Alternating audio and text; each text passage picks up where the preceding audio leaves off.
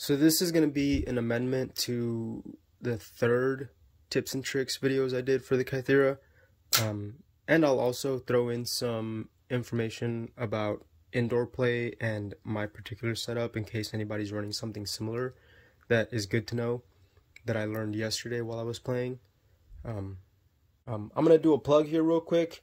I play with Havoc Development Squad, the Havoc Development Group here. This is the squad that I play with. Amazing guys. They're all freaking great. They're all very skilled and very knowledgeable in the game. I met them about a year and a half ago. They took me into the squad. You know, I guess I impressed our main guy there. I'm not sure if he's the one that started the team, but he's the one that sort of runs everything. So I guess I impressed him enough with my gameplay that he invited me to join the squad after talking to the other members, and I gladly accepted. I've been going out to play with them whenever I get a chance. I'll put a link for their Instagram page in the description of this video if you'd like to see more of their stuff and meet other players and watch play footage from someone other than myself. And also, this is a sweater that I'm working on right now. It's a hoodie. I just wanted to show it off. But there'll be a link to a merch store on the Instagram page if you'd like to pick one of these up. But there's the store. They have hats, they have sweaters, they have patches, they have all kinds of cool stuff. Feel free to check it out if it's something that you're interested in. And like I said, give them a follow on Instagram, and you'll keep up with all of our airsoft shenanigans. They do a lot of ops as well, so they'll be going to Florida here pretty soon for an op down there. Unfortunately, I won't be making it with them because I have other priorities to attend to. But they'll be going out there, and I'm sure they'll post plenty of footage of that on the Instagram page. So feel free to follow them if you want to watch some badass players do their thing out on the field. So, and the reason I'm doing this is because I was having this issue that's very common with Kytheras, where it'll make this raspberry sounding noise if you pull the trigger, and it won't reset properly when it does that.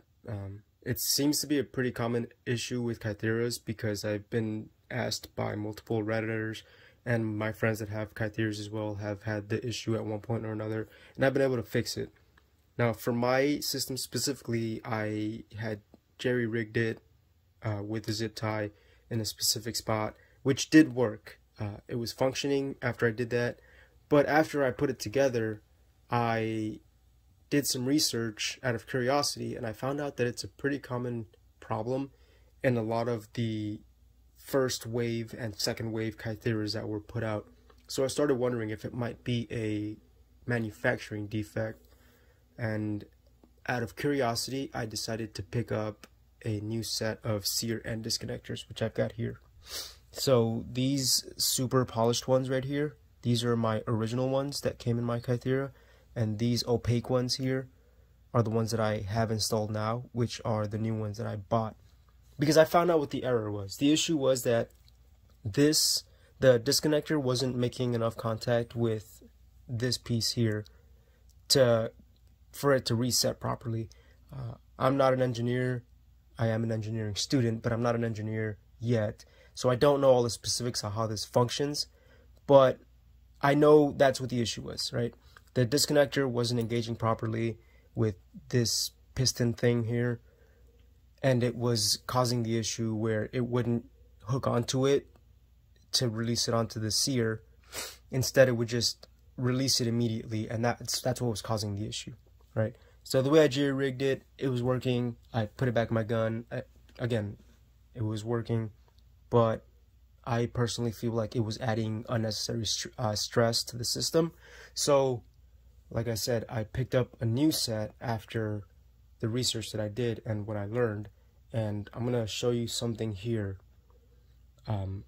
about why, if you're having this issue where it's making that sound whenever you shoot it and not resetting properly without having to pull the ripcord, your best bet to fix the problem and get it done with is honestly to pick up a brand new set of sear end disconnectors. They're only about $45 shipped from Polar Star. If you're in the US, I'm not sure about international shipping, but I know for a fact, because I've done this, if you're in the US, the continental US, the lower 48, whatever you want to call it, it'll be about $44, $45 for both parts and shipping to wherever you're at. So it's not that expensive, it's an easy fix, and like I said, it's the best way to just resolve the issue and forget about it. Alright, so what I'm gonna do here to show you what I'm talking about is pin these together, if I can find the pins that hold these in place. Oh, here we go. So, like I said, this super shiny one here, this is my original one, this opaque one is my new one. I'm putting them together here so that they line up properly. But as you can see, I've got them both lined up perfectly on each other. There is a pin holding them together. And you can see, hopefully here, the light isn't being weird.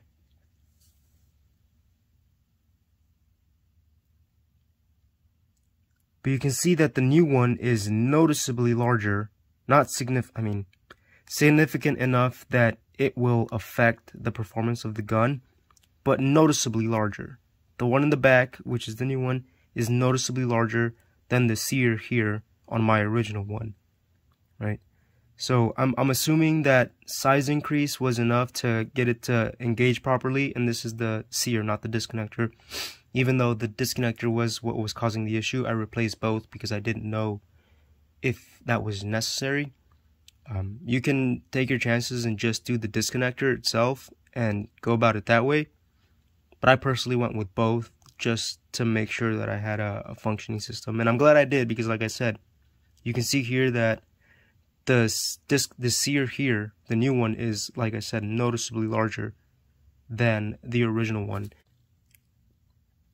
So, and it's the exact same case for the disconnector. And this one is significantly more noticeable, which I'm really glad, because you can see the very, very apparent size difference in these. So the disconnector on mine was too short to properly engage the piston that's on the inside of the Kythera to reset it, right? And I'm really glad the camera is picking it up there, because that is a very, very substantial difference when it comes to something that's machined like this, where millimeters can make a difference. Now, that being said, in this new system, in the very first video that I did, I had mentioned that this screw right here for the sear, this little screw right here for the sear wasn't necessary. That was true with my original sear, right? But because it was shorter, it was already disengaged to the point where it was working initially. And then over time, for whatever reason, I'm not sure what caused it, but for whatever reason, it stopped working, and the shorter length of this became the problem. But with this new one that I have, this new sear, now I did need to use this screw. So if you pick up a new set of sear and disconnectors, just know that you may need to use these screws. If you, like myself, end up stripping one of these little screws out, the set screws, either this one right here for the sear, this one right here for the trigger, the disconnector, and this one right here for the trigger weight, if you, or even this one right here that does the post travel, if you strip any of those out and you need to replace them, if you live in the US, you can go to an Ace Hardware and pick up a new set. The top one and the disconnector screws are both size number 440 by 1/16 of an inch, and the trigger ones, both of these, are going to be number 440 by 3/8 of an inch.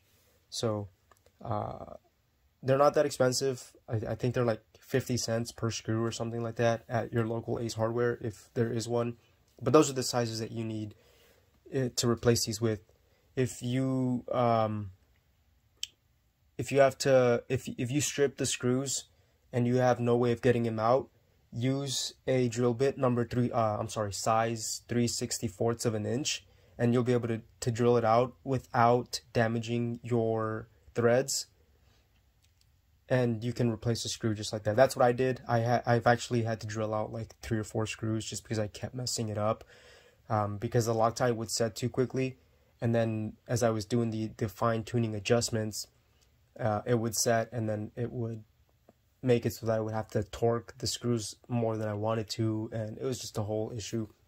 So just be very careful with it. Again, the screws are easily replaceable. You can drill them out extremely easy. It's not a big deal. Just make sure you have plenty of set screws on hand in the event that you need them, because they do get stripped pretty easily. Now, for the other part that I said that I wanted to talk about, is these internal springs that go on here, right? I was using this mainly as an outdoor gun, so I put the heavy spring in there, and it works perfectly. It's amazing. It has no issue. The issue becomes when I start playing indoor. This spring is too heavy for the pressure of my tank to pull the whole assembly back in order for it to reset properly between shots. The reason that happens with my specific setup, and I do use the UGS on mine because I don't like the hose, I've mentioned this multiple times, is because my tank is an SLP. Now, if you don't know what that means, it means that I use a super low pressure tank. Standard airsoft tanks and paintball tanks run at about 800 psi, and SLPs run at about 300 psi, which is a very significant difference in the pressure that they're outputting. Because of this, I can't run my system below like 1.25 joules, which obviously is not allowed indoor. So if you're running a similar setup with the UGS and an SLP tank specifically, you're going to need to leave your light spring in. Your light spring should still be able to get you into the outdoor limits of 1.4, but most importantly, it will also allow you to go into the indoor limits of 1.14 in the US. I'm not sure about other countries, but those are the US limits. So if you're running the UGS with an SLP tank specifically, make sure that you keep the light spring inside your system instead of the heavy spring. If you want to, you can always just swap them out. It's not that hard. But like I said, for indoor play, you're going to want the light spring on an SLP tank. So I hope this helps.